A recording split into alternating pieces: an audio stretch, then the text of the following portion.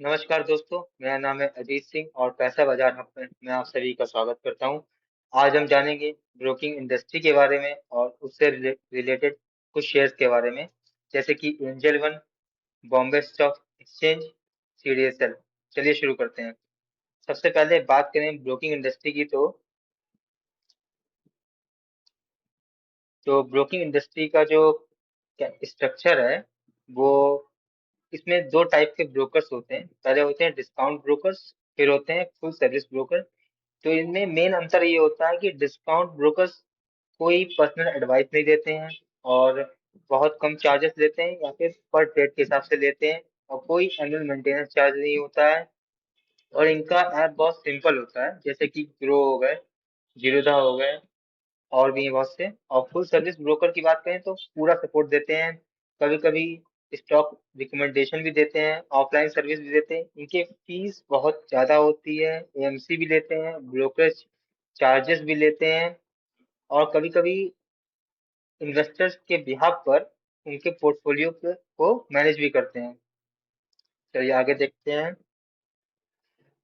Active client के हिसाब से बात करें तो ग्रो के पास 1.3 करोड़ क्लाइंट हैं, जीरोधा के पास अप्रोक्स 80 लाख क्लाइंट हैं, और एंजल वन के पास 76 लाख क्लाइंट हैं, ऑफ स्टॉक का 27 लाख क्लाइंट हैं, और ट्रेडिशनल ब्रोकर्स आईसीआई, एचडीएफसी और कोटक की बात करें तो इनके पास सिर्फ 15 से 20 लाख क्लाइंट हैं।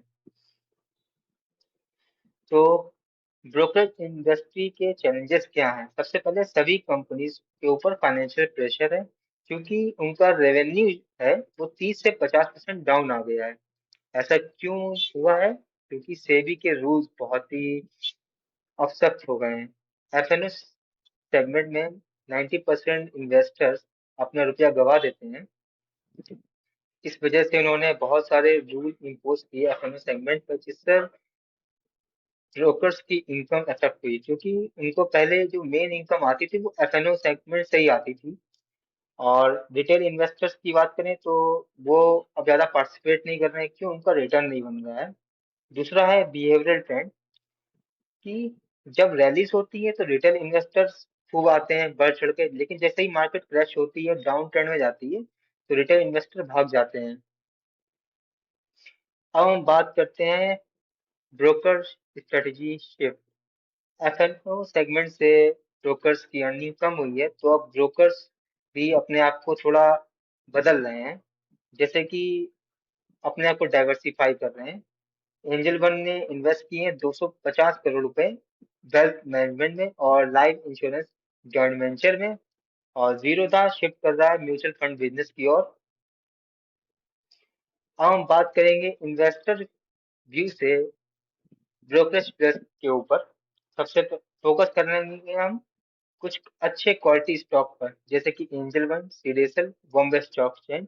लेकिन वैल्यूएशन हमें चेक करना जरूरी है।